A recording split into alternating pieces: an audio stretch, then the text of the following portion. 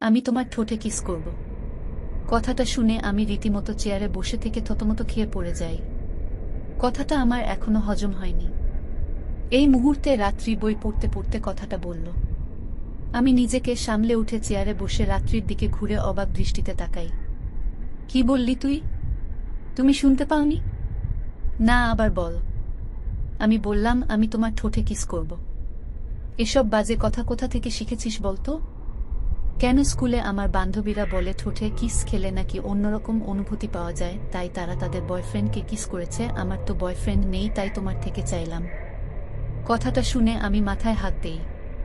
কিছু খুঁজে না পেয়ে কথাটা ঘুরিয়ে অন্য কথাতে নিয়ে যেতে চেষ্টা করি। তোর না কাল পরীক্ষা, এসব বাদ দিয়ে পড়ো। আর একবার এসব বললে আমি ফুফুন্নিকে সব বলে দিব। রাত্রি আর কোনো কথা না বলে চুপচাপ মন খারাপ করে পড়ায় মনোযোগ দেয়। আজ তার ইচ্ছা পূরণ হলো না। আমিও নিজের কাজে মন দেই। পরিচয়টা দিয়ে দিই, আমি সোহান। অনার্স প্রথম বর্ষে পড়ি, বাবা মায়ের একমাত্র আদরের ছেলে। আর যার সাথে কথা বলছিলাম সে রাত্রি আমার ফুফাতো বোন। ক্লাস 1-0 পড়ে, কিন্তু বয়সে বড় হলেও বুদ্ধিতে একদম ছোটই আছে। জাগিয়ে গল্পে ফেরা যাক। রাতের খাবার খেয়ে দিয়ে শুয়ে ফোন টিপছিলাম, এমন সময় আবার রাত্রি ঘরে আসলো। আমি ফোন ছেড়ে উঠে বসলাম। রাত্রি এসে আমার পাশে বসে আমার দিকে ড্যাব ড্যাব করে তাকিয়ে থেকে আবার উঠে চলে গেল। আমি বোকার মতো চেয়ে থাকলাম শুধু। এটা কি হলো? নিজেই নিজেকে প্রশ্ন করলাম, কিন্তু কোনো উত্তর পেলাম না। আর মাথা না ঘামিয়ে চুপচাপ শুয়ে ঘুমিয়ে পড়লাম। সকালে ঘুম থেকে উঠে খেয়ে দেয়ে রাত্রিকে তার স্কুলে নামিয়ে দিয়ে আমি কলেজে চলে গেলাম। রাত্রি ক্লাসে ঢুকতেই নীলা ওর দিকে আসে। কিরে, একা এলি? না, ভাইয়া দিয়ে গিয়েছে। জানিস আজ ও আমার বয়ফ্রেন্ডকে কিস করেছি। কেমনে করলি? সবাই যেভাবে করে। আমি তো পারি না। একটা বয়ফ্রেন্ড জোগাড় কর, তাইলেই পারবি। ধুর, ওসব প্রেম আমি করতে পারবো না। তাহলে কি করবি? ভাইয়াকে কিস করব। সোহান, ভাইয়াকে কিস করবি? হ্যাঁ। উনি যা রাগী মানুষ, সাবধানে থাকিস। প্রচুর ভয় করে আমার, কিন্তু আমি কিস করেই ছাড়বো, দেখিস তোকে এসে বলবো। আচ্ছা বলিস। অন্যদিকে ক্যাম্পাসে বসে রনির সাথে আড্ডা দিচ্ছি, এমন সময় রাহা এসে আমার পাশে বসে নেকা কান্না জুড়ে দিল। আমি আর রনি অবাক হয়ে রাহাকে থামালাম। কিরে, কান্না কর স্কিল্লায়? আমার 3-7 নাম্বার বয়ফ্রেন্ড আমারে ছ্যাঁকা দিয়ে চলে গেছে। রাহার কথা শুনে বেচারা রনি তো জ্ঞান হারিয়ে বসে আছে। মাঝখানে আমি এখন কাকে সামলাবো? কোনো মতে রাহাকে শান্ত করিয়ে একটু পানি এনে রনির মুখে মারতেই রনি লাফিয়ে উঠে একটু আশেপাশে তাকিয়ে রাহার পা ধরে সালাম করে নেয়। কুত্তা, আমারে সালাম কেন করলি? আমারে মাফ কইরা দে মা, আমি তোরে চিনবার পারি নাই। কেন? তুই যত নাম্বার বয়ফ্রেন্ড বানাইছস আমি অত নাম্বার অঙ্কেও পাই নাই। তবে রে দাঁড়া তুই। রনিরে তাড়া করলো রাহা, আমি চুপচাপ বসে হাসছি। এমন সময় রনি ঘুরে ফিরে আমার দিকে দৌড়ে আসে, পিছে রাহাও থাকে। রাহা দৌড়াতে দৌড়াতে আমার কাছে আসতেই হোঁচট খেয়ে আমার গায়ের উপর পড়ে যায়। রাহা আমার চোখের দিকে তাকিয়ে আছে, আমিও রাহার দিকে তাকিয়ে আছি, রাহাও অপলক দৃষ্টিতে আমার দিকে তাকিয়ে আছে। এমন সময় রনি সাইড থেকে একটু গলা ছেড়ে কাশি দিতেই দুজন ঠিক হয়ে উঠে বসি।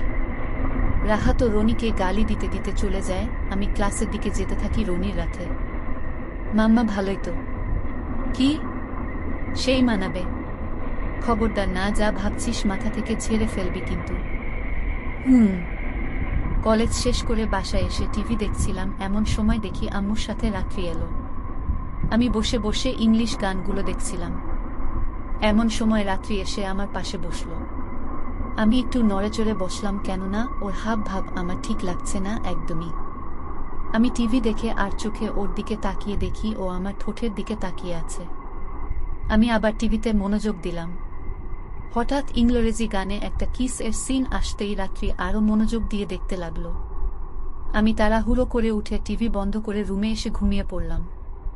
ঘুমিয়ে আছি এমন সময় মনে হলো কেউ আমার পেটে বসে আমার ঠোঁট দুটো নিজের দখলে নিয়ে নিয়েছে। আমার বুঝতে বাকি রইল না কি এটা। চোখ খুলতেই আম্মু চলে এলো। ঘুমিয়ে আছি এমন সময় মনে হলো কেউ আমার পেটে বসে আমার ঠোঁট দুটো নিজের দখলে নিয়ে নিয়েছে। আমার বুঝতে বাকি রইল না কি এটা।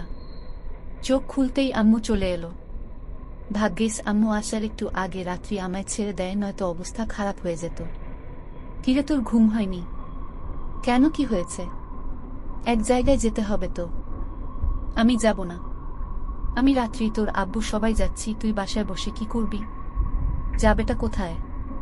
তোর ফুফুমির বাসায়, মানে রাত্রির আম্মুর ওখানে। আমি কথাটা শুনে একটু খুশি হলাম, কেননা আমি ভাবলাম হয়তো আম্মু রাত্রিকে রেখে আসতে যাচ্ছে। কেননা আজকে যা করছে, ভবিষ্যতে কি করবে উপর আলাই ভালো জানে। এর চেয়ে ভালো রেখে আসুক, তবে মন খারাপ হবে, কেননা পিচ্চিটা একদমই পিচ্চি, আমার অনেক খোঁজ নেয়। তাই খুশি হয়েও আবার মন খারাপ করে ফেললাম। কিরে, এই হাসছিস? এই মন খারাপ করলি কি ভাবছিস বলতো? আমরা কেন যাচ্ছি আম্মু ওখানে মন খারাপ করে? তোর ফুফা দেশের বাহির থেকে আজ আসছে, তাই। রাত্রিও চলে যাবে আরও মন খারাপ করে? না, ও যাবে না। থ্যাংক ইউ আম্মু। আমি তো এটা শুনে খুশিতে লাফাইতে লাগলাম, কিন্তু বুঝতে পারিনি আম্মু কাছে আছে। যখন বুঝতে পারলাম চুপ হয়ে গেলাম। না লাফাইয়া চুপচাপ রেডি হয়ে নে। ঠিক আছে। আম্মু আর রাত্রি চলে গেল। আমি গিয়ে তৈরি হয়ে গেলাম, কিন্তু বুঝতে পারলাম না হঠাৎ কি এমন হলো যে রাত্রির প্রতি এত মায়া চলে এলো। এসব বাদ দিয়ে রাত্রির রুমের দিকে যেতেই রাত্রিকে দেখে চোখ বন্ধ করে ফেললাম, কেননা রাত্রি ব্লাউজ আর পেটিকোট পরে হাতে শাড়ি নিয়ে বসে আছে। একই ভাইয়া, চোখ বন্ধ করে আছো কেন? ওর কথা শুনে পুরাই শকর পিচ্চি বলে কি এমনভাবে বলছে যেন এমনভাবে বসে আছে আমি দেখছি তাতে ওর কিছু হয়নি। তুই কি পাগল? কেন? একটা ছেলে তোকে এইভাবে দেখলো আর তোর কিচ্ছু হলো না? মুখ অন্যদিকে ঘুরিয়ে। বাহিরের ছেলে দেখেছে নাকি? তুমি তো আমার ভাইয়া, নইলে কি এমনভাবে থাকতাম নাকি? তাই বলে এমনভাবে থাকবি? মাথায় বুদ্ধি কবে হবে তোর? এত কথা না বলে বলো, শাড়ি পরাতে পারো নাকি? হ্যাঁ পারি। কি হয়েছে? আমারে পরায় দাও। কি ভাইয়া প্লিজ, আমি পারি না। আন্টিও কোথায় যেন গেছে, তাড়াতাড়ি দাও না। কি মুশকিল? একটু ভেবে তারপর চোখে গামছা বেঁধে রাত্রির নীল শাড়িটা পরাতে লাগলাম। যখন শাড়ি পরাতে রাত্রির লাগছিল, রাত্রি আমার ছোঁয়া পেয়ে কেঁপে কেঁপে উঠছিল। অনেক কষ্টে চোখে না দেখে শাড়ি পরিয়ে দিলাম। রাত্রি খুশি হয়ে আমার গালে একটা চুমু দিল মিষ্টি ভাইয়া বলে। আমি বের হয়ে গেলাম। সবাই বের হব এমন সময় রাত্রি আসলো। আমি তাকিয়ে একদম হা হয়ে আছি, একদম পিচ্চি পরীর মতো লাগছে। ডাগর ডাগর চোখে, গাঢ় কাজল ঠোঁটে, হালকা লাল লিপস্টিক, কানে ঝুমকো, হাতে কাচের চুড়ি, নীল শাড়ি, সব মিলিয়ে সত্যি অপরূপ লাগছিল। নিজেকে ঠিক করে চললাম ফুফুন্নির বাসায়। সেখান থেকে বেরিয়ে পরের দিন সেখান থেকেই কলেজে গেলাম, কেননা সবাই সেখানেই। ক্যাম্পাসে যেতেই দেখি রাহা বসে আছে একা। কিরে ছ্যাঁকাখোর, একা বসে কি করিস?